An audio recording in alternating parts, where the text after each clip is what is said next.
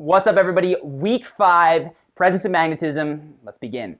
So the thing with this week that is going to be different than a lot of the others is that a lot of what works with presence and magnetism, and a lot of the point, is that when you go out into a crowded room, you draw attention to yourself such that people want to get to know you before they know anything about you. Now, obviously, we can't plan every day on having this sort of interaction. It's not every day there's a networking event or a bar or some sort of social scene like that. So what you're likely going to have to do is practice some of this stuff that is intended for groups in your one-on-one interactions. Now, if there's a time that you know, actually there is a networking event today, perfect. Set the trigger then. But just so you know, this stuff, it can be used in one-on-one, but it is best for those big group room interactions. So day one, first thing, is going to be your tone and your volume. And this is true for men and women.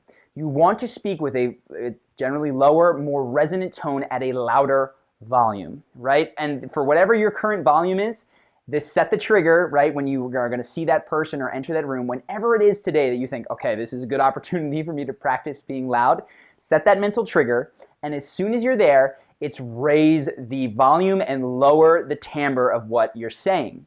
So if I'm normally talking like this, and this is my comfortable voice, when I walk in the room, I'm going to start speaking more like this. This is very nerve-wracking for some people. Like, I don't want to speak too loud. What if they say something? Honestly, it's one day, go for it. And I can tell you personally, this is my favorite thing that we're going to do this week. When you get into that crowded room and you speak with a commanding tone and a louder volume, it is amazing. The content of what you're saying doesn't have to change, but you will draw so many more people to you just by the volume and the tone of speaking. So that's it for today. Set the trigger. It can be with one person, or preferably if you have the opportunity in that louder room to raise the volume and lower the timbre. You should feel a resonance when you're speaking if you want to practice now. This is my normal. There might be resonance in my throat, in my head. The lower voice, you actually might feel your rib cage vibrate and shake. That's a great sign. So that's it for today. I will see you tomorrow. And of course, write how it goes in the forums.